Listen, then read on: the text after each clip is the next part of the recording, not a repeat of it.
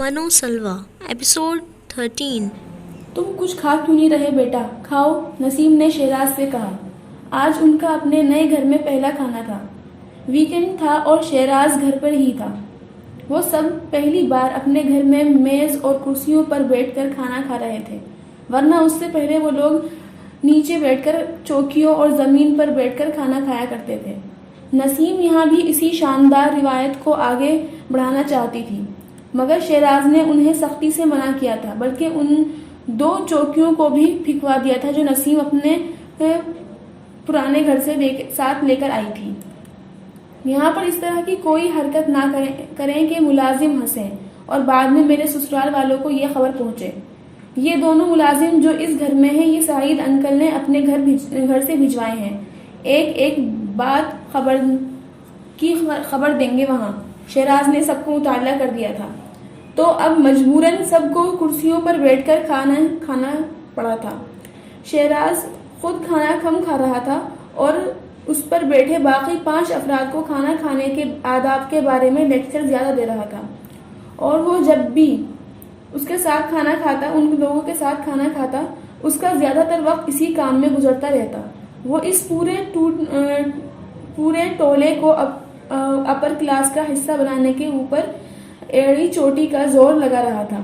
اس کا بس چلتا تو وہ اخبارات میں اپنی اور پورے خاندان کی تصویریں چھپوا کر اشتہار لگوا دیتا۔ مورخہ فلا تاریخ سے میں اور میرا پورا خاندان لوئر ماڈل کلاس کے بجائے اپنی بیوی کے ساتھ اپر کے خاندان کے طویل اپر کلاس کا حصہ بن گئے ہیں۔ آئندہ ہر کوئی خاندانی ہمیں سمجھے اور ہمیں خاندانی کے ساتھ اپر کلاس کی طرح ٹریٹ کرے، ایک خاندانی سمجھے۔ شہراز کو صرف یہ پتا نہیں تھا کہ خاندانی کہلانے کے لیے کم سے کم 2 نسلوں کا منہ میں سونے کا چمچ لے کر پیدا ہونا ضروری تھا۔ صرف اپنے ہاتھ پاؤں مار کر دولت اکٹھی کر لینے سے کوئی خاندانی نہیں بن جاتا، اس ہی اشرافیہ کا حصہ کہلاتا ہے۔ اور اس لحاظ سے خود سعید نواز بھی ایک مڈل کلاسیا ہی تھا۔ بیٹا کھاؤ، کیوں نہیں کھاتے؟ نسیم نے ایک بار پھر واویلا کیا۔ شہراز کا دل چاہا وہ ان سے کہے، پہلے آپ تمیز سے کھانا کھائیں، پھر میں کھاؤں گا۔ نسیم فلیٹ ڈنر پلیٹ میں صرف چمچے کی مدد سے چاول کھانے کی کوشش میں پلیٹ کے اوپر چاولوں کی 4 دیواری بنا رہی تھی۔ وہ کانٹا پکڑے ہوئے تھی، مگر اسے صرف پکڑے ہوئے تھی۔ وہ شہراز کے اوپر زور، اصرار اور دباؤ پر، لیکن اسے استعمال نہیں کر رہی تھی۔ نتیجہ وہی تھا جس طرح کا شینا کے گھر منگنی پر نکلا تھا، لیکن آج شہراز کو زیادہ تکلیف نہیں ہو رہی تھی، کیونکہ یہاں اس کی سسرال میں سے کوئی موجود نہیں تھا۔ ابھی شادی میں کچھ دن ہیں، میں تب تک انہیں سدھار لوں گا، اس نے روانی میں سوچا، پھر یکدم گڑبڑا کر اپنے جملے کی تصحیح کی۔ سکھا لوں گا۔ اس نے ایک نظر ٹیبل پر موجود تمام لوگوں پر ڈالتے ہوئے بالآخر کبابوں کو اپنی پلیٹ میں ڈالا، جنہیں لینے پر نسیم اصرار کر رہی تھی۔ برائی ہاتھ سے کھانے یا زمین پر بیٹھ کر کھانے میں نہیں تھی، برائی شہراز اور اس کے خاندان کی سوچ میں تھی۔ وہ زبردستی اپر کلاس کا حصہ بننے کے لیے اپنے طور طریقوں کو آلائش سمجھ رہے تھے۔ جو انسان اپنے اصل سے بھاگتا ہے وہ پھر ساری زندگی بھاگتا ہی رہتا ہے، کیونکہ اصل کبھی نہیں چھپتا، کبھی ختم نہیں ہوتا۔ اس پر لحاف ڈالیں، غلاف یا مٹی، یہ کہیں نہ کہیں سے پھر باہر نکل آتا ہے، 1000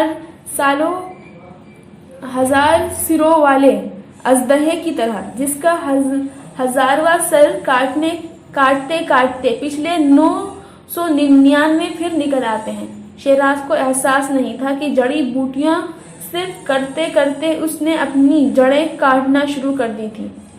upper class, rolling elite, bourgeois, ہیوز، اس نے صرف یہ ٹرمز ہی نہیں تھی، صرف ان کا پرتعین لائف اسٹائل للچاتے ہوئے ساری عمر دیکھا تھا۔ اس نے تصویر کا دوسرا رخ نہیں دیکھا تھا، اس نے ان کی زندگیوں جی کر نہیں دیکھی تھی۔ وہ اب جینے والا تھا، یا پھر جی کر مرنے والا تھا۔ ड्राइवर ने दरवाजे पर दस्तक दी। नफीसा ने दरवाजा खोला। इस वक्त ज़ेनी आया करती थी, मगर आज वहां ड्राइवर खड़ा था। उसने सलाम करके एक लिफाफा नफीसा की तरफ बढ़ाया। ये क्या है? ज़ेनी कहाँ है? नफीसा ने घर से कदम निकालकर बाहर देखते हुए कदरे तशवीश से कहा, वो अपने घर में है। ड्राइवर ने उन्हें बताया। अपना घर? कैसा घर? नफीसा को जैसे करंट लगा। उन्होंने डिफेंस में घर ले लिया है। कह रही थी आपको बता दूं और ये खत दे दूं। नफीसा को ठंडे पसीने आ गए। ड्राइवर के हाथ से खत लेकर बिना एक लफ्ज कहे उन्होंने दरवाजा बंद कर दिया। ज़ेनी हर रोज एक नई कयामत उन पर तोड़ रही थी और ये सिलसिला पता नहीं कहाँ जाकर रुकने वाला था।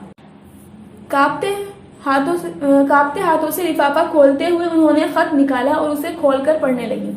मेरी वजह से आपके घर में बहुत मसले पैदा हो रहे हैं। मैं नहीं चाहती मेरी वजह से आपा, रबिया या सलमान की जिंदगी खराब हो, इसलिए मैंने बेहतर समझा कि मैं आपका घर छोड़ दूं। इस बार में परेशान होने की जरूरत नहीं है। इस बारे में परेशान होने की जरूरत नहीं है। मैंने अपना ख्याल रखना सीख लिया है। आपको अपने घर का पता भिजवा रही हूँ। मुझे खुशी होगी अगर आप लोग मेरे पास आएं और मुझसे मिलें, लेकिन दोबारा मुझे वापस लेने के लिए मत आएं। मैं वापसी के सारे रास्ते बंद कर आई हूँ। आपकी बदकिस्मत और नाफरमान बेटी ज़ैनब। नफीसा का जहन माऊफ होने लगा। उन्होंने कभी ज़ेनी को इस तरह घर से रुखसत करने का तसव्वुर भी नहीं किया था, और उन्हें अगर शक भी हो जाता कि वो घर छोड़ने की नियत से सुबह सामान इकट्ठा करके बैग में रख रही थी, तो वो कभी उसे घर से निकलने ना देती। वो घर से चंद एक चीजें ही लेकर गई थी। ज्यादा ले जाती तो उन्हें शक भी हो जाता, लेकिन अब उनकी समझ में नहीं आ रहा था कि वो जोहरा और रबिया के ससुराल वालों को किस तरह सामना करेंगी। ज़ेनी के यूं चले जाने पर उन्हें कौन सा नया झूठ गढ़कर सुनाएंगी, और जिया शाम को घर आएंगे तो उनसे क्या कहेंगी। उन्हें अपने शोहर पर उस वक्त बेपनाह तरस आया था। कैसा लगा तुम्हें ये घर? वो फरहान की बात पर खिड़कियों से बाहर नजर आते लॉन को देखकर चौंकी। वो उसके पास आ खड़ा हुआ था। वो दोनों लाउंज में खड़े थे। अच्छा है। ज़ेनी पलटकर सोफे पर आकर बैठ गई और बैग से मिनरल वाटर की बोतल निकालकर घूट पानी पीने लगी। फरहान बेअख्तियार चिल्लाया था, आखिर क्या चीज खुश करेगी तुम्हें? Why are you so cold? वो उसके सामने आकर बैठ गया। उसने पिछले सालों में दर्जनों मॉडल्स को शॉप्स में इंटरव्यूज करवाया था, मगर सिर्फ सामने सोफे पर बैठी हुई बोतल से घूट पानी पीती लड़की थी जिसे वो समझ नहीं पा रहा था। वो रमशा की वजह से उसके बैकग्राउंड के बारे में एक बात जानता था, यहाँ तक कि शेराज और उसके रिश्ते की तफसीलात भी, लेकिन उसके बावजूद ज़ेनी उसके लिए मामा बनी हुई थी। वो उसके अंदर झांक नहीं सकता था और यह चीज उसे जिज कर रही थी।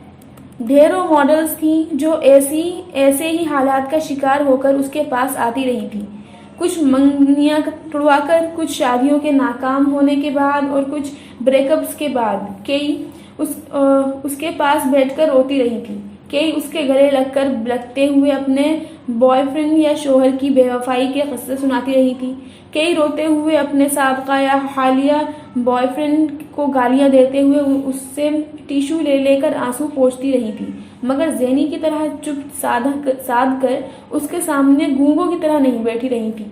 उसके पास मॉडलिंग करने वाली लड़कियां पैसे के लिए आती थी, शोहरत के लिए, अपना टैलेंट दिखाने के लिए या बदले के लिए, वजह जो भी होती थी, लेकिन पैसा देखकर वो आपे से बाहर हो जाती थी। और जिस क्लास से ज़ेनी का ताल्लुक था, उस क्लास से आने वाली लड़कियां तो पैसा देखकर खुद पर काबू ही नहीं रख पाती थी। खुशी उनके पूरे वजूद से झलकती थी, और यहाँ ज़ेनी सर्द मेहरी की हद तक बेनियाज नजर आती थी। अगर पैसा खुश नहीं करता था तो फिर आखिर वो लेने क्या आई थी मॉडलिंग में? मुझे तो ये पता नहीं मैं दुनिया में क्या लेने आई हूँ, तुम मॉडलिंग की बात करते हो। उसके इस सवाल पर वो बेअख्तियार हंस पड़ी थी। गाड़ी चाहिए मुझे अपनी, और एक ड्राइवर भी। कब तक तुम्हारी गाड़ी लेकर फिरूंगी? उसने फरहान के मजीद कुछ कहने से पहले ही बात बदल दी। चंद दिनों में आ जाएगी वो भी। फरहान ने उसे मुताल्ला किया।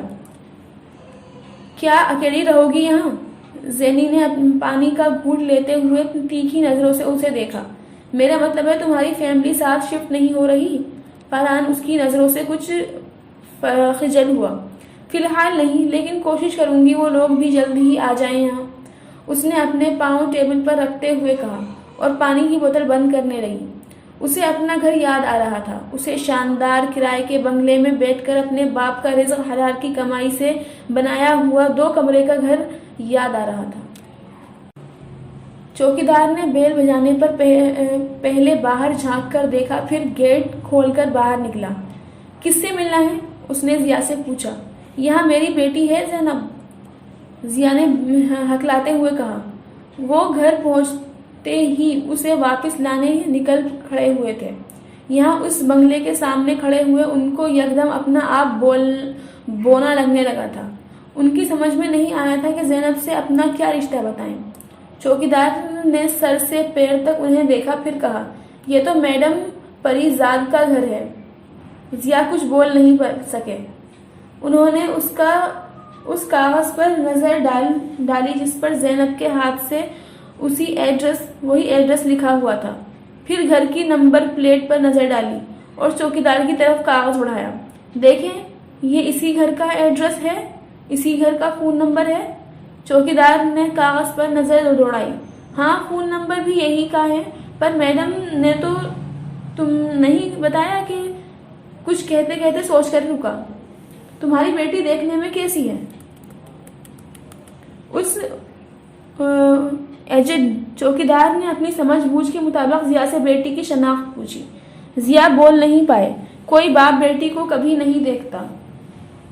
جوان ہے، خوبصورت ہے؟ چوکیدار نے ان کے چپ رہنے پر اگلے سوال کیے۔ ضیا کو لگا جیسے کسی نے گالی دی۔ اب کیا ان کی اس پردہ کرنے والی تہجد گزار بیٹی کا تعارف اس کی جوانی اور خوبصورتی سے ہوگا؟ اوہ بابا، کچھ بولو! چوکیدار اب بے چین ہو رہا تھا۔ وہ ماڈلنگ کرتی ہے؟ ضیا نے سر جھکا کر کہا۔ ضیا نے سر جھکا کر کہا۔ اچھا، ہماری میڈم بھی کچھ اسی طرح کا کام کرتی ہیں۔ پر وہ تو ملیشیا گئی ہیں کچھ ہفتوں کے لیے۔ ضیا کو لگا کسی نے انہیں زندہ قبر میں گاڑ دیا تھا۔ وہ اپنی پہلی ماڈلنگ اسائنمنٹ پر فرحان کے ساتھ ملیشیا جانے سے پہلے رمشا سے ملنے گئی تھی۔ رمشا کی منگنی ہونے والی تھی۔ ان ہی دنوں میں فرحان نے اسے بتایا تھا۔ تب زینی کو احساس ہوا کہ وہ ماڈلنگ شروع کرنے کے بعد ایک بار بھی رمشا سے نہیں ملی، نہ ہی رمشا نے اس سے رابطے کرنے کی کوشش کی تھی۔ BA کے پیپرز ہو گئے تھے اور زینی نے پیپرز نہیں دیے تھے، ورنہ اور کہیں نہیں تو امتحان کے دوران ہی رمشا سے اس کی ملاقات ہو جاتی۔ اسے رمشا کے گھر جانے سے پہلے فون پر اسے اپنی آمد کی اطلاع دی۔ اس نے کسی گرم جوشی کے بغیر اسے اپنے ہاں آنے کا کہا۔ وہ خوشی اس کے لہجے میں مفقود تھی جو پہلے زینی کے اس کے گھر آنے کی اطلاع پر ہوتی تھی، اور اس کے گھر جا کر زینی کو احساس ہوا تھا کہ وہ ٹھنڈک صرف اس کی آواز میں ہی نہیں، اس کے رویے میں بھی تھی۔ اس کے درمیان پہلے کی طرح باتیں نہیں ہوئی تھیں، مسلسل، بے مقصد، بے معنی اور بے تحاشا۔ آج صرف سوال جواب تھے، وہ بھی بے حد مختصر، اور خاموشی کے بہت سے چھوٹے بڑے وقفے، پھر چند لوازمات اور چائے، پھر چند اور سوال جواب۔ کوئی اور دوست ہوتی تو زینی اس کے گھر ان حالات میں کبھی نہ جاتی، مگر وہ رمشا کی ممنون ہو کر وہاں گئی تھی۔ اس کے ریفرنس سے وہ فرحان کے پاس گئی تھی اور زینی کو احسان یاد رکھنا آتا تھا۔ زینی نے اس سے ملاقات کے دوران ایک بار پھر اس کی آنکھوں میں آنکھیں ڈال کر نہیں دیکھا تھا۔ اپنے گھر سے باہر صرف رمشا کی نظریں تھیں جو اس کی آنکھوں کے خالی پن کو پہچان سکتی تھیں۔ صرف وہ تھی جو بیفور اینڈ آفٹر کی تاریخ سے واقف تھی، مگر اسے حیرت تھی رمشا کے انداز میں اتنی ٹھنڈک کیوں تھی۔ کیا ان سب الزامات کی وجہ سے جو اس نے کالج میں اتنے اسے سنائے تھے؟ وہ سمجھ نہیں پا رہی تھی، مگر معما زیادہ دیر تک معما نہیں رہا تھا۔ رمشا زینی کو ہمیشہ کی طرح پورچ میں چھوڑنے آئی تھی۔ فرحان کی گاڑی زینی کو لینے کے لیے آئی ہوئی تھی۔ زینی اس سے گلے ملنے کے بعد گاڑی کے دروازے کے ہینڈل پر ہاتھ رکھے اس میں بیٹھنے والی تھی جب رمشا نے کہا تھا، فرحان بھائی is married Zaini, he has a beautiful wife and 2 kids۔ Faran بھائی شادی شدہ ہیں زینی اور ان کی ایک خوبصورت بیوی اور 2 بچے ہیں۔ زینی کرنٹ کھا کر پلٹی تھی۔ بے حد شوق کے عالم میں اس نے رمشا کو دیکھا۔ وہ یہ سب کچھ ہی جانتی تھی، پھر رمشا اسے یہ سب کیوں بتا رہی تھی؟ اس کی اپنی فیملی ہے، ان کا اپنا گھر ہے اور اس میں کسی دوسرے کو جگہ نہیں ملے گی۔ رمشا نے اب اور زیادہ صاف لفظوں میں اس سے کہا۔ زینی پلکیں جھپکائے بغیر اسے دیکھتی تو وجہ فاران تھا۔ مجھے پتا ہے، اس نے بے حد مدھم آواز میں رمشا سے کہا۔ نہیں، تمہیں نہیں پتا۔ دیکھو، اگر تمہارے گھر بننے سے پہلے ہی ٹوٹ گیا ہے تو اس میں تمہارا کوئی قصور ہو سکتا ہے، پر دنیا کی دوسری ایسی عورت کا قصور نہیں جو گھر پر بنا بیٹھی ہیں۔ وہ بے حد پرسکون انداز میں اسے چابک مار رہی تھی۔ تم اب ایک ماڈل ہو، تم کسی عورت کے جذبات اور احساسات کو نہیں سمجھ سکتی، پھر بھی میں تم سے یہ کہہ رہی ہوں کہ تم میری بہت اچھی دوست رہی ہو۔ میں نے ہمیشہ تمہارے ساتھ بھلائی کی ہے اور کچھ مت کرنا کہ مجھے تمہارے ساتھ اپنے تعلق پر پچھتاوا ہو۔ زینی بے حد خاموشی سے دھواں چہرے کے ساتھ اسے دیکھتی رہی۔ اس نے کچھ کہنا چاہا مگر لفظ نہیں تھے۔ اس نے کچھ نہیں کہا۔ اسبات میں سر ہلایا اور پلٹ کر گاڑی میں بیٹھ گئی۔ گاڑی رمشا کے گھر سے باہر آ گئی تھی۔ وہ جانتی تھی وہ دوبارہ کبھی اب رمشا کا سامنا کرنا نہیں چاہے گی۔ اس نے اپنے اور فاران کے تعلقات کے حوالے سے رمشا کو کوئی وضاحت نہیں دی تھی۔ یہ ٹھیک تھا کہ وہ فاران کے ساتھ گھومتی پھرتی تھی اور فاران اس پر بے تحاشا عنایات کر رہا تھا، مگر زینی جانتی تھی یہ عنایات زینی پر نہیں کر رہا تھا، سونے کی اس چڑیا پر کر رہا تھا جسے وہ اپنے پنجرے میں قید رکھنا چاہتا تھا۔ اسے فاران کی زندگی میں اور اس کے گھر میں کوئی دلچسپی نہیں تھی۔ اسے دنیا کے کسی مرد کے گھر میں دلچسپی نہیں تھی، اور فاران تو وہ آخری مرد بھی نہ ہوتا جس کا گھر وہ توڑنا چاہتی۔ رمشا اسے یاد دلاتی نہ دلاتی، زینی کو یاد تھا کہ وہ رمشا کا کزن تھا۔ وہ اس کے لیے ہمیشہ رمشا کا کزن ہی رہتا۔ سگریٹ ہے تمہارے پاس؟ ڈرائیور نے حیرانی سے پلٹ کر اسے دیکھا۔ وہ پہلی بار اس سے سگریٹ مانگ رہی تھی۔ بہت ساری ماڈل سگریٹ پیتی تھیں، وہ جانتا تھا، پر زینی نے اس کے سامنے کبھی سگریٹ نہیں پیا تھا۔ پھر آج کیوں؟ ڈرائیور نے خاموشی سے اپنا سگریٹ کا پیکٹ اور لائٹر پیچھے بڑھا دیا۔ زینی نے ایک سگریٹ نکال کر سلگا لیا۔ بہت ضروری تھا وہ کسی چیز کو جلاتی۔ اندر پہلے ہی سب کچھ خاکستر ہو چکا تھا۔ باہر جلانے کے لیے سب سے موزوں چیز وہ سگریٹ ہی تھی۔ الٹی گنتی شروع ہو گئی تھی۔ وہ ملیشیا میں شوٹنگ کے دوران روز ایک دن گنتی۔ 15 تاریخ نہیں آ رہی تھی۔ زینی کو یوں لگ رہا تھا جیسے اس کی پھانسی کا دن قریب آ رہا تھا۔ وہ سگریٹ تو پہلے ہی پی رہی تھی، ملیشیا میں اس نے شراب بھی پینا شروع کر دی تھی۔ وہ جیسے دنیا کی ہر وہ شے استعمال کرنا چاہتی تھی جس سے محبت جیسے روگ کا علاج ہو جاتا۔ وہ اسے بھول جاتی۔ نتیجہ وہی تھا، روگ وہی تھا، اور زندگی یہی تھی۔ یوں لگتا تھا جیسے دنیا کا کوئی علاج اس پر کارگر ثابت نہیں ہو رہا تھا۔ وہ رات کو نیند کی گولیاں نہ لیتی تو اسے نیند نہ آتی۔ وہ ساری رات شیراز اور اس کے ہونے والی بیوی کے بارے میں سوچتی رہتی۔ اس کا ڈی او پی کینڈین تھا اور اس نے پہلے 2 دن کی فوٹیج کے بعد اسے وارننگ دے دی تھی کہ وہ رات کو سوئے بغیر شوٹ کے لیے نہ آئے، کیونکہ اس کی فوٹیج کے رزلٹ بہت برے آ رہے تھے۔ یہ وارننگ صرف اسی نے نہیں، فاران نے بھی اسے دی تھی۔ وہ لوگ ماڈلز کی لیٹ نائٹ پارٹیز اور ایکٹیویٹیز کے عادی تھے، اور وہ جانتے تھے کہ ماڈل خواہ کتنی خوبصورت ہو، شوٹنگ کے لیے ساری رات جاگی ہوئی ماڈل سے زیادہ بدتر چہرہ کسی کا نہیں ہو سکتا تھا، چاہے سلیپنگ پلو لے کر سوئے یا شراب پی کر۔ بہرحال مجھے صبح تمہارا چہرہ فریش چاہیے، آنکھوں میں کسی سرخی اور تھکن کے بغیر۔ یہ کانٹریکٹ ختم ہوا تو تمہیں کوئی مسئلہ نہیں ہوگا، لیکن میری کمپنی سے اور بھی بہت سے کلائنٹس چلے جائیں گے۔ فاران نے اس سے 2 ٹوک لفظوں میں صاف صاف بتا دیا تھا۔ زینی رات کو نیند کی گولیاں لے کر سونے لگی تھی، مگر پچھلے کچھ عرصے سے انہوں نے اس پر اثر کرنا چھوڑ دیا تھا۔ ملیشیا میں اس کے کمرشل کی شوٹنگ بہت اچھی ہوئی تھی۔ فارہان کا بگڑا ہوا موڈ خود ہی ٹھیک ہو گیا تھا۔ اس کے التفات اور عنایات کا سلسلہ ایک بار پھر شروع ہو گیا تھا اور بے تکلفی بھی کچھ بڑھنے لگی تھی۔ وہ ملیشیا سے واپسی پر وہ بھی آئے تھے۔ زینی ای پی بی کی طرف سے منعقد کروائے جانے ایک فیشن شو میں اپنی زندگی کی پہلی کیٹ واک کرنے جا رہی تھی۔ اس کے ساتھ اس شو میں باقی اور بھی لڑکے لڑکیاں پاکستان کے سپرد ماڈلز تھے۔ صرف وہ وائلڈ کارڈ انٹری تھی اور اس میں بھی بڑا ہاتھ فرحان کا دوست ڈیزائنر کا تھا، جس کے ملبوسات چند دوسرے ڈیزائنرز کے ساتھ اس شو میں ڈسپلے جانے تھے۔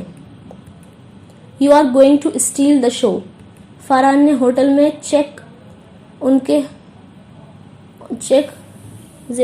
چیک دیتے ہوئے زینی سے کہا۔ وہ بے حد پرجوش تھا۔ اسے یقین تھا وہ اگلی رات وہاں موجود پاکستان کی تمام سپر ماڈلز کو دہلا دینے والی تھی۔ باقی تمام ماڈلز 3 دن پہلے وہاں آ کر ریہرسلز کرنا شروع کر چکے تھے۔ زینی کے پاس اس کے لیے صرف 2 دن تھے۔ شو اگلی رات تھا، مگر فرحان کو یقین تھا وہ صبح آتی اور اسے رات کو بھی شو کرنا ہوتا تو وہ کر ملیشیا میں اس شو کے لیے اسے بہت زیادہ تیاری کرواتا رہا تھا۔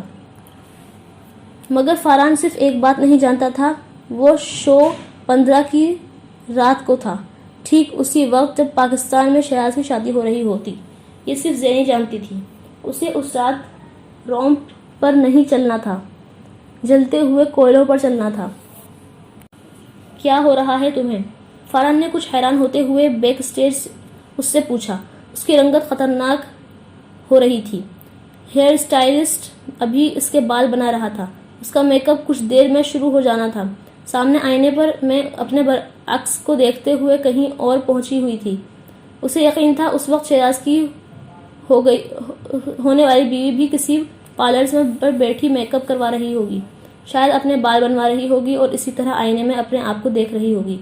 لیکن وہ میری طرح خاموش نہیں بیٹھی ہوگی۔ وہ اپنے ہیئر اسٹائل اور میک اپ کے بارے میں بیوٹیشین کو بار بار ہدایت دے رہی ہوگی۔ وہ آج کے دن اپنے آپ کو شہراز کے لیے تیار کر رہی ہوگی، اور میں اپنے آپ کو کس کے لیے تیار کر رہی ہوں؟ ایک چیک کے لیے؟ آج سے پہلے زینی کو کبھی اپنا چہرہ دیکھ کر اتنا ترس نہیں آیا تھا جتنا ترس اس وقت آیا تھا۔ آئینے میں نظر آنے والا اس کا چہرہ سب کچھ کہہ رہا تھا۔ کون ہارا تھا، کون جیتا تھا، سب بول رہا تھا۔ وہ اپنے ہی عکس سے نظریں نہیں ملا پا رہی تھی۔ وہ عکس جیسے اس کی شکست بن کر اس کے سامنے آ کر کھڑا ہو گیا تھا۔ "کیا ہو رہا ہے تمہیں؟" فرحان اتفاقاً اس کے پاس آیا تھا، ورنہ وہاں اس کا کوئی کام نہیں تھا۔ "زینی، یہ تمہاری زندگی کی پہلی کیٹ واک ہے۔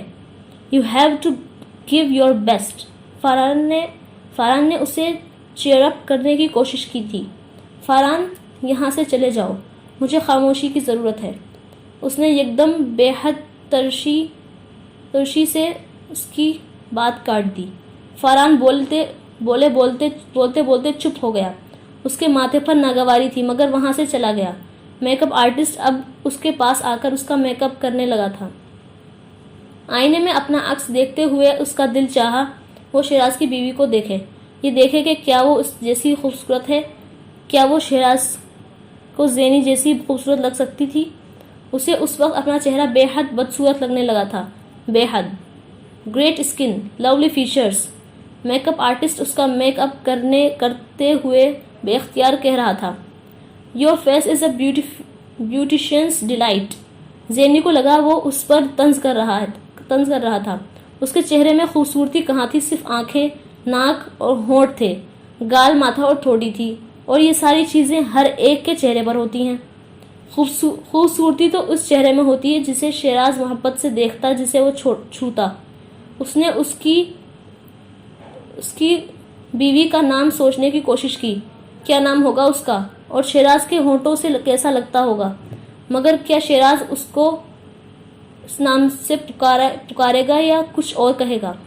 زینی نے اختیار آنکھیں بند کی۔ میک اپ آرٹسٹ نے پریشان ہو کر پوچھا، آنکھیں کیوں بند کر لی؟ زینی نے آنکھیں کھول دی۔ کیا آنکھ میں کچھ پڑ گیا؟ اس نے اس کی مسکارا لگی آنکھوں میں امڑتی نمی کو دیکھ کر کہا۔ زینی نے اثبات میں سر ہلا دیا۔ وہ بڑی احتیاط سے اس کی آنکھیں چیک کرتے ہوئے بولا، کیا نکالوں؟ بینائی، وہ مدھم آواز میں بڑبڑائی جو وہ سن نہیں سکا۔ مجھے تو کچھ نظر نہیں آ رہا۔ مجھے بھی کچھ نظر نہیں آ رہا، وہ ایک بار بڑبڑائی۔ وہ دوبارہ مطمئن ہو کر اس کا میک اپ کرنے لگا۔ اسے پارٹی ویئر کے سیگمنٹ میں کیٹ واک کرنی تھی اور فارہان بے حد نروس تھا اور اتنے دنوں کا اعتماد ختم ہو چکا تھا۔ بیک اسٹیج اسے جس ماڈل میں دیکھ کر گیا تھا اس کے بعد اس نے اپنی امیدوں اور توقعات کو ایک طرف رکھ دیا تھا۔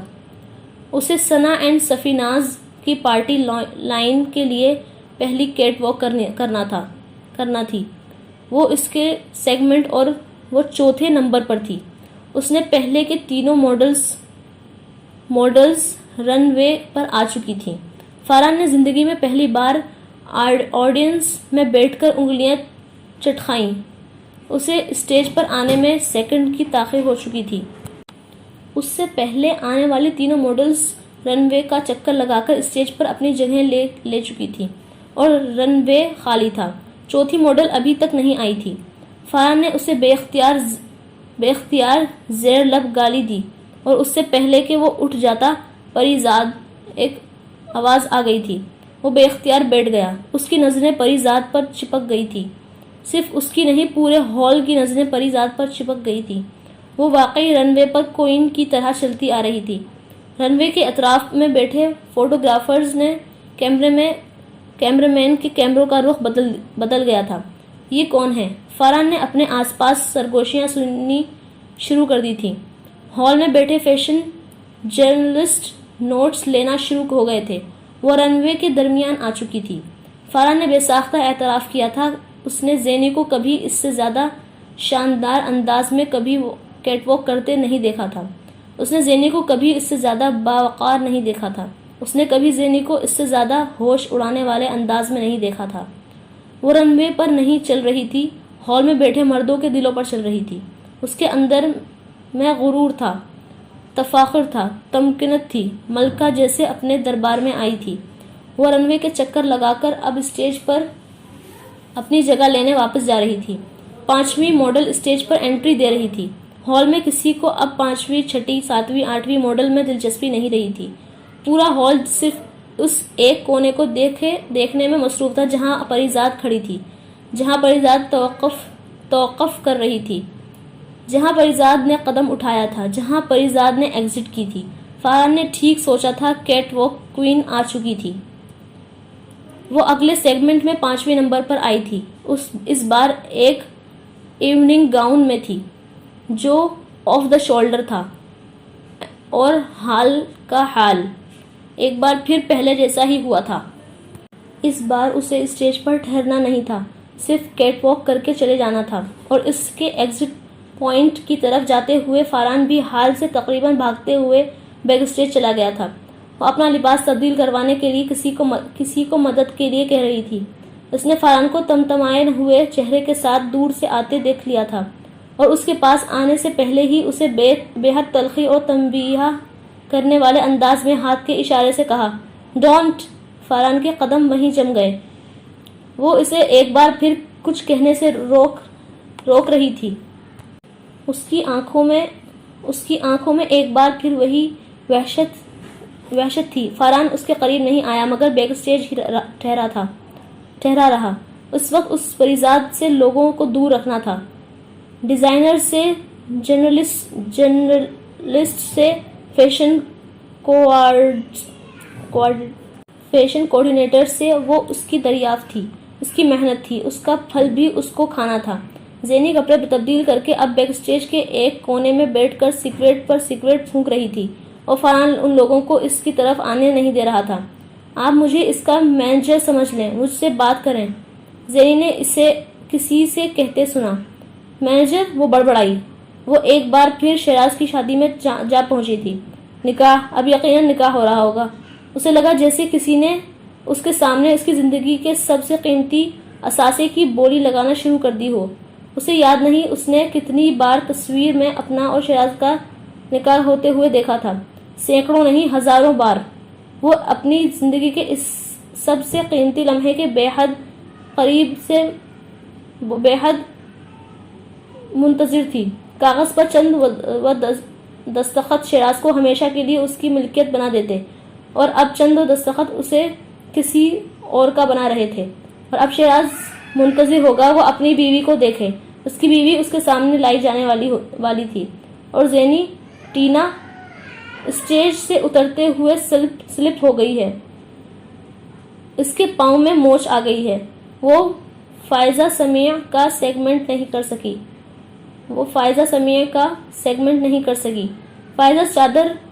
فائزہ چاہ رہی ہے تم ٹینا کو ریپلیس کر لو۔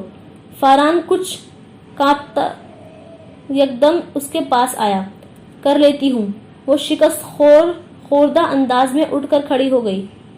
چند منٹوں میں فائزہ کی پوری ٹیم اس کے گرد کھڑی تھی۔ وہ ان ایکسیسریز کو دیکھ رہی تھی جو اسے پہننا تھی۔ تب ہی فائزہ کا اس کا لباس لے کر آ گیا تھا۔ فائزہ کا گارڈ اس کا لباس لے کر آ گیا تھا۔ زینی نظر اٹھا کر دیکھا اور ساکت رہ گئی۔ وہ عروسی لباس تھا۔ میں کسی برائڈل کی ماڈلنگ نہیں کروں گی، وہ یکدم غرا کر فاران سے بولی۔ لیکن کیوں زینی؟ یہ فائزہ کا آج کا سب سے قیمتی برائڈل ہے، اور یہ ٹینا کی بدقسمتی سلپ ہو گئی، ورنہ تو یہ ٹینا کی نہیں میری بدقسمتی ہے کہ وہ سلپ ہو گئی۔ زینی بڑبڑائی تھی۔ جو بھی ہے میں یہ نہیں پہنوں گی، اس نے بلند آواز میں کہا۔ اگلے 5 منٹوں میں وہاں جمگھٹا لگ گیا تھا۔ فائزہ سما سمیت ہر ایک اسے وہ لباس پہننے کے لیے کہہ رہا تھا۔ آخر انکار کی وجہ کیا ہے؟ لباس بالکل قابل اعتراض نہیں، سب سے مہنگا ہے، کلر بھی کمپلیکیشن پر سوٹ کرے گا۔ تمہیں برا لگنے کا بھی مسئلہ نہیں ہے۔ ہر ایک اس لباس کو نہ پہننے کی وجہ جاننا چاہ رہا تھا۔ وہ ان سے کہنا چاہتی تھی مسئلہ لباس کے ساتھ نہیں تھا، مسئلہ آج کی رات کے ساتھ تھا۔ فائزہ سمیع کی اسے فیشن شوز میں دلچسپی نہیں تھی۔ اسے جن لوگوں سے ملنا تھا انہیں اس شو میں دلچسپی تھی۔ وہی تھا جو وہ ہمیشہ نکلا کرتا تھا۔ وہ تقریباً اس وقت ہال میں آیا تھا جب شو اپنے اختتامی آدھ گھنٹے میں ہو چکا تھا۔ فائزہ سمیع کی برائڈل لائن ڈسپلے کی جا رہی تھی۔ اس نے سیل فون پر بات کرتے ہوئے مطلوبہ میز کو تلاش کیا اور اس کی طرف بڑھنے لگا، اور تب ہی شو کی آخری ماڈل شو کا آخری لباس پہن کر آئی نمودار ہوئی تھی۔ اس نے سرسری نظروں سے اسے دیکھا اور اس کے بعد وہ سیل فون پر بات کرنا بھول گیا۔ اس کے چہرے کا رنگ چند لمحوں کے لیے فق ہو گیا تھا۔ وہ پتھر کے بت کی طرح کھڑا اسے رن وے پر کیٹ واک کرتے اپنی طرف آتے دیکھتا رہا۔ اس نے زندگی میں کسی عورت کو سرخ عروسی لباس میں اس قدر خوبصورت لگتے نہیں دیکھا تھا۔ سرخ لباس اسے خوبصورت بنا رہا تھا، یا وہ سرخ لباس کو؟ اس کی سمجھ میں نہیں آیا۔ "You are in my way." وہ چونک کر پیچھے مڑا۔ کسی نے اس سے کہا تھا، اور وہ راستے سے ہٹنے کے لیے اشارہ کیا۔ وہ سب سے قریبی میز کی چند خالی کرسیوں میں سے ایک پر بیٹھ گیا۔ رن وے کے آخری حصے پر پہنچ چکی تھی، اور اس کے میز اس کی بالکل سامنے تھی۔ دونوں کی نظریں ایک لمحے کے لیے ملی تھیں، پھر پری زاد وہاں کھڑی ہو گئی۔ پورا ہال اسے سر سے پاؤں تک دیکھنے میں مصروف تھا۔ مرد اس کے جسم کے دلکش خد و خال کو سراہ رہے تھے، عورتیں اس کے لباس کی ڈیزائننگ اور کام کو۔ صرف وہ تھا جس نے ایک لمحے کے لیے بھی پری زاد کے چہرے سے نظر نہیں ہٹائی تھی۔ اس کے لیے پری زاد آج کے بعد صرف ایک ہی چہرے کا نام تھا۔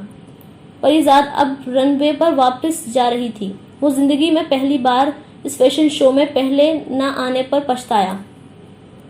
زینی نے واپس ڈریسنگ روم میں آ کر ڈریس اتارنے میں دیر نہیں لگائی تھی. وہ جیسے اس کے جسم کو جلا رہا تھا. وہ اس کا دوپٹہ اور جوتے ڈریسنگ روم تک آتے آتے اتار آئی تھی. اسٹائلسٹ نے بڑی احتیاط سے اس کا دوپٹہ اتارا تھا اور ساتھ اسے تنبیہ کی تھی. وہ بڑی لاپرواہی اور جلد بازی سے چیزیں اتار رہی تھی اور وہ لباس خراب ہوتا تو ڈیزائنرز بہت ناراض ہوتی.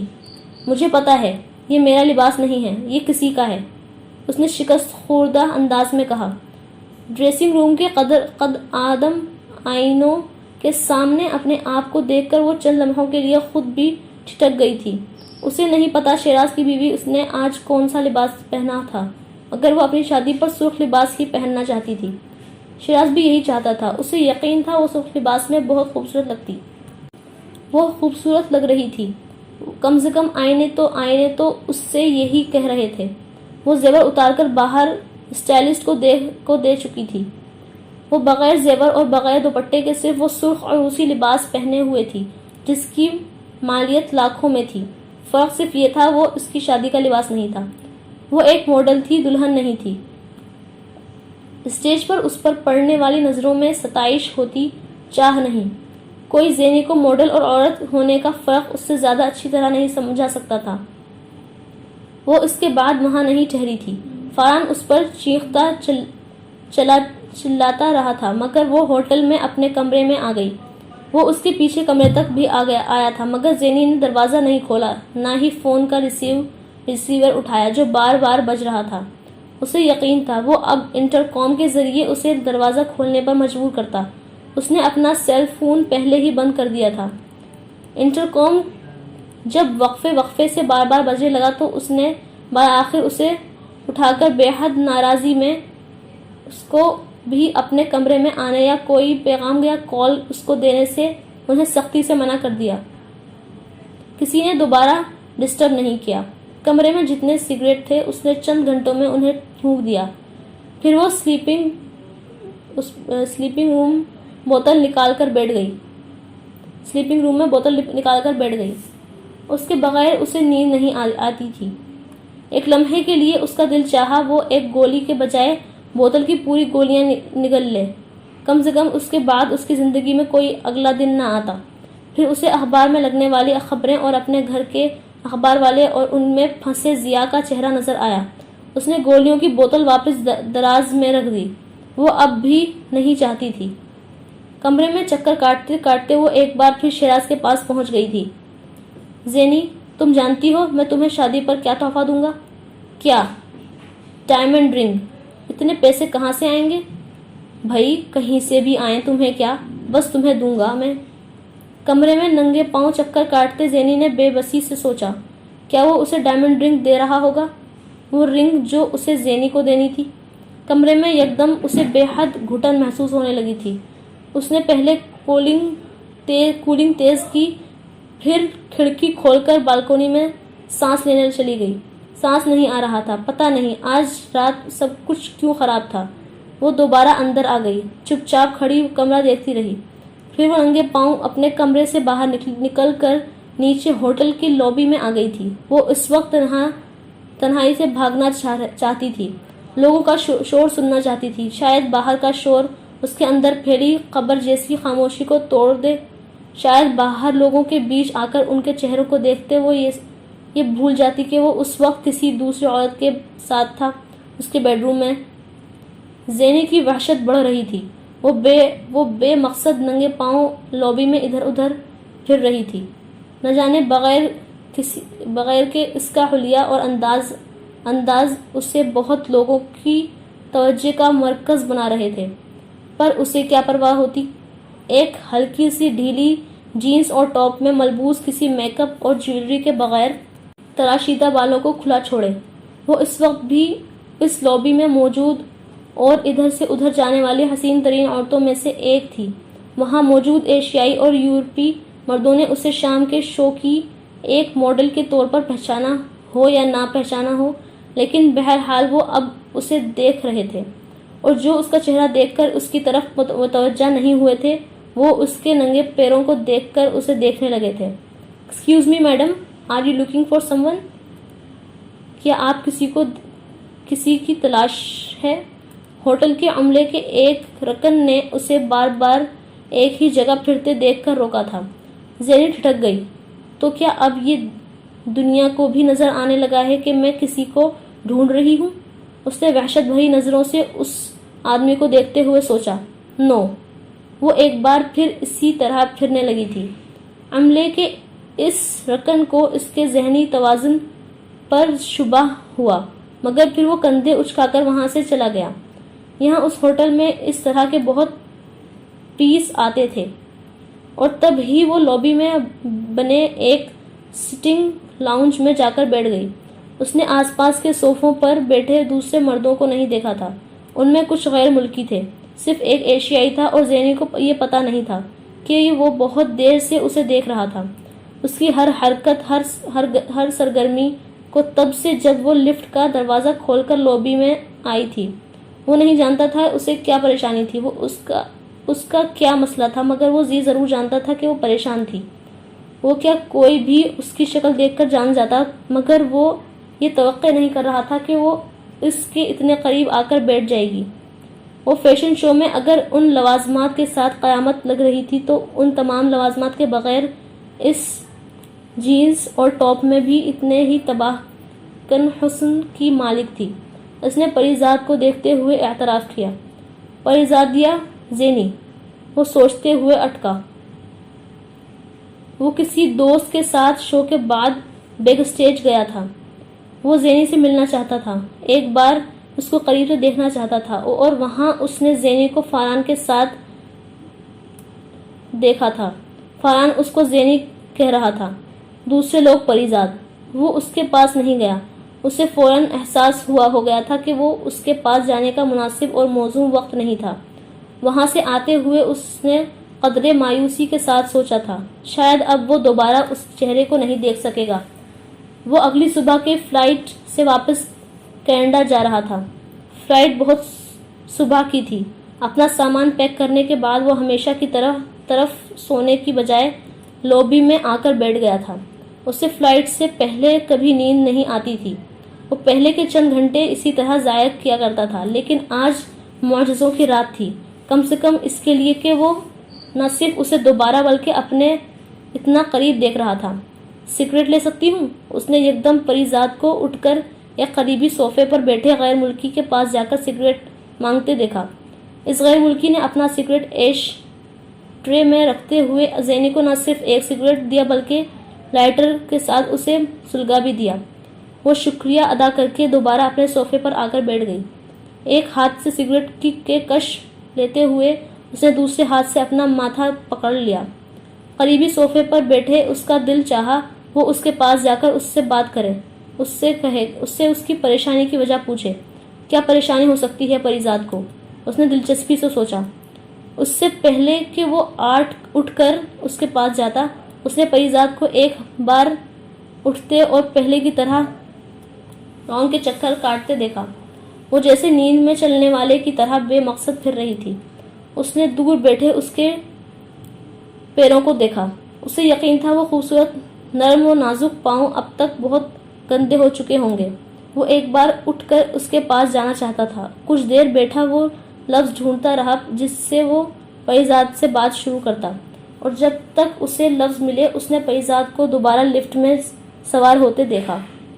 وہ بے حد پچھتایا۔ یہ اس کی زندگی کا سب سے بڑا مسئلہ تھا کہ وہ ضرورت سے زیادہ محتاط تھا، ضرورت سے زیادہ سوچتا تھا، ضرورت سے زیادہ وقت لیتا تھا اور اکثر چیزیں کھو دیتا تھا۔ اس نے ایک بار پھر کسی کو کھو دیا تھا۔ اسے ایک عجیب سی بے چینی ہوئی۔ وہ اٹھ کر ریسپشن پر آ گیا۔ اس نے پریزاد کے کمرے کا نمبر پوچھا اور پھر وہ اٹھ کر ریسپشن پر آ گیا۔ اس نے پریزاد کو کمرے کا نمبر پوچھا اور پھر ریسپشنسٹ سے آ کر اس سے بات کروانے کے لیے کہا۔ سوری سر، انہوں نے منع کیا ہے کہ ہم کوئی بھی کال انہیں نہ دیں، نہ کسی کو ان کے کمرے میں جانے دیں۔ لیکن وہ ابھی یہاں تھی۔ اسے حیرانی ہوئی۔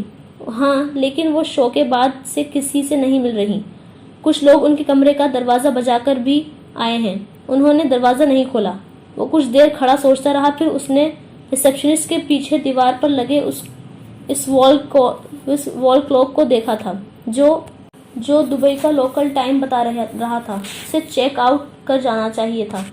میرے کمرے سے میرا سامان منگوا دیں, میں چیک آؤٹ کرنا چاہتا ہوں, اس نے کہا. ریسیپشنسٹ فون کا ریسیور اٹھا کر عملے کے کسی رکن کو اس کے سامان کے متعلق ہدایت دینے لگی. اس نے اپنا والیٹ نکالا اور اس سے اپنا ایک وزٹنگ کارڈ نکالا اور اس کی پچھلی طرف کچھ لکھا. پھر اسے ریسیپشنسٹ کی طرف کھسکا دیا. پریزاد کب چیک آؤٹ کر رہی ہیں؟ اس نے پوچھا. آج 10 بجے. ٹھیک ہے, آپ تب انہیں میرا یہ کارڈ دے دیں. Okay sir. ریسیپشنسٹ نے سر ہلاتے ہوئے وہ کارڈ لے لیا. وہ 3 ہفتے کے بعد لاہور واپس آئی تھی اور آتے ہی چند گھنٹوں کی نیند لینے کے بعد اس نے بینک سے کچھ رقم نکلوائی اور چیزیں نکالیں جو اپنے گھر والوں کے لیے لے کر آئی تھی. وہ جانتی تھی اسے گھر جاتے ہی بہت لعنت ملامت کا سامنا کرنا پڑے گا. اس طرح اچانک بغیر بتائے گھر چھوڑ دینا بہت بڑا فیصلہ تھا. اسے یقین تھا کہ ضیا اسے واپس لے جانے کے لیے وہاں آتے رہے ہوں گے اور وہ یہ بھی جان گئے ہوں گے کہ وہ ملیشیا جا چکی تھی. چوکیدار نے استفسار پر اسے بتا دیا تھا کہ کوئی آدمی زینب کو تلاش کرتا وہاں تک آیا تھا اور اس نے پریزاد کو ملیشیا جانے کا بتا دیا. وہ دوبارہ نہیں آیا. زینی جانتی تھی وہ ناراض ہوں گے. آپ کا نام زینب ہے کیا؟ چوکیدار نے اس سے پوچھا. زینی نے کوئی جواب نہیں دیا. چوکیدار کو جواب مل گیا. زینی اپنی گاڑی میں بیٹھ کر گھر سے نکل گئی. چوکیدار کو وہ نورانی چہرے والا آدمی یاد آیا جس کے ماتھے پر محراب تھی. کیسے کیسے شریف اور نیک آدمیوں کی اولادیں ایسے کاموں میں آ جاتی ہیں. ٹھیک ہے, ٹھیک ہی کہتے ہیں, اولاد بڑی آزمائش ہوتی ہے. اس نے گیٹ بند کرتے ہوئے سوچا. گاڑی گلی میں اسی جگہ کھڑی کروا کر زینی گاڑی سے شاپرز لیے اتر گئی. آج پہلی بار وہ چادر کے بغیر صرف دوپٹے گلے میں ڈال کر اس محلے میں آئی تھی. اب کیا بناوٹ اور منافقت کرتی وہ. چند ہفتوں میں اس کا پہلا کمرشل آن ایئر ہو جاتا. جگہ جگہ بل بورڈز لگ جاتے. پھر سر ڈھانپ کر کیا چھپا لینا تھا اس نے. پہلی گلی سے گزرتے ہوئے اس نے کچھ لوگوں کو بہت عجیب انداز میں خود کو گھورتے پایا اور اس کی نظروں نے اسے کوئی عجیب سا احساس دیا. وہ اپنی تنگ گلی میں داخل ہو گئی. چند گھروں کے بعد اس کا گھر تھا اور اس نے اپنے گھر سے ایک پھر دوسری عورت کو نکل کر گلی میں دوسری طرف جاتے دیکھا. انہوں نے اس طرف نہیں دیکھا تھا اور اس نے زینی کو دیکھ لیتی ورنہ وہ زینی کو دیکھ لیتی. اپنے گھر کے دروازے کی طرف بڑھتے ہوئے اسے احساس ہوا اس کے گھر کا دروازہ ابھی کھلا تھا. یہ عجیب بات تھی. کسی نے ان عورتوں کے نکلنے کے بعد دروازہ بند کیوں نہیں کیا. وہ اب دروازہ کے سامنے پہنچ گئی تھی اور تب ہی اسے اندر کچھ اور عورتوں کے ہونے کا بھی احساس ہوا. دروازہ واقعی کھلا تھا. ایک لمحے کے لیے وہ ان عورتوں کے اندر ہونے کی وجہ سے اندر جانے سے جھجکی تھی. وہ اس وقت ان کے سوا سامنا نہیں کرنا چاہتی تھی مگر بہرحال جی کڑا کر کے اس نے قدم دروازے سے اندر رکھا اور پھر وہیں جم کر رہ گئی. صبح سفید چادر پر کچھ عورتیں بیٹھی سپارے پڑھ رہی تھیں. اس نے نفیسہ کو دیکھا, اس نے زہرا کو دیکھا, اس نے ربیہ کو دیکھا. اس کے ہاتھ میں پکڑے شاپرز گر پڑے. اسے پتا چل گیا تھا وہ سفید چادر کس کی ہو سکتی تھی.